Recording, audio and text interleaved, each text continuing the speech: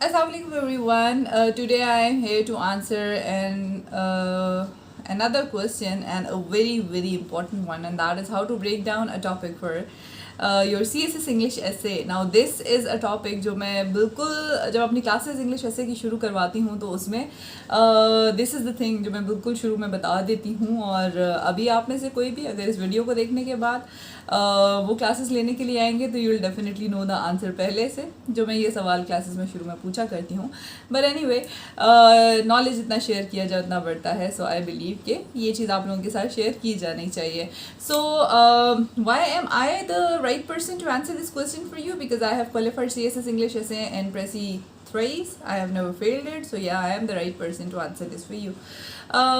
How to break down a topic पे बात करते हैं. आपके सामने let's say एक topic है, and that is IMF bailouts, roads to stability, or recipes for disaster. Now this is a topic which says IMF bailouts, then there is a colon, और उसके बाद टॉपिक है which says roots to stability और recipes for disaster. Now मैं student से अक्सर ये पूछती हूँ कि आपको कॉलन से जो पहले वाला पार्ट है उस पर आप मुझे ये बताएं कि आप कितना पोर्शन ऑफ द ऐसे लिखेंगे.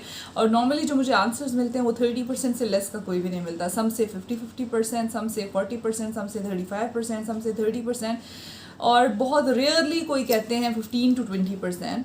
नाउ यहाँ से समझ में आता है कि जो लोग, और मेजॉरिटी क्लास में बैठे हुए स्टूडेंट्स यही बता रहे होते हैं, और मेरे ख्याल से आप लोगों में से भी कोई मुझे इस वीडियो के बाद बताइएगा कि क्या सोच रहे थे कि कितने % ऑफ दी ऐसे लिखना चाहिए कॉलन से पहले वाले पार्ट पे. सो मेजॉरिटी जो पोर्शन बताते हैं दैट इज़ नॉट राइट.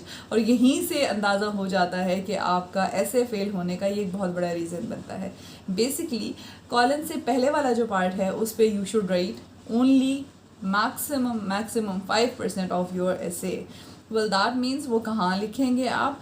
वो आप लिखेंगे in your second paragraph, in second paragraph of your essay, and that is the overview वाला पैराग्राफ. जब आप अपने इंट्रोडक्टरी पैराग्राफ लिख पाएंगे, लिख चुके होंगे, उसके बाद आपने एक ओवरव्यू वाला पैराग्राफ लिखना है जिसमें आपने कॉलन से पहले यानी IMF या IMF के साथ पाकिस्तान का पास्ट में क्या रिलेशनशिप रहा है, बैकग्राउंड क्या था इस पाकिस्तान का IMF में जाने का, इसके बारे में अगर आपको कुछ लिखना है तो you only have to write that in one paragraph which is called overview वाला पैराग्राफ, या क्रंच पैराग्राफ भी शायद अगर आपने ये नाम सुना हो तो.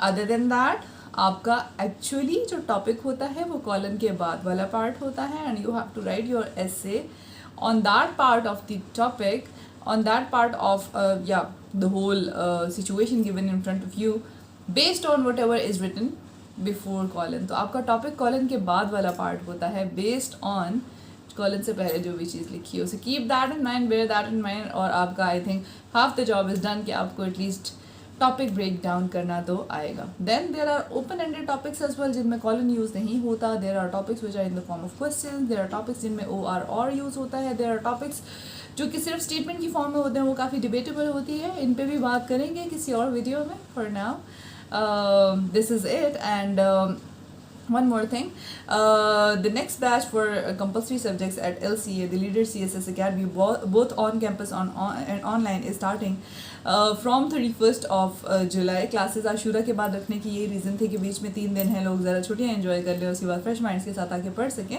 सो the seminar for that has already been conducted, and LCA is offering scholarships as well. You will get more details from the numbers that are provided down here. You can contact there and get more information about LCA.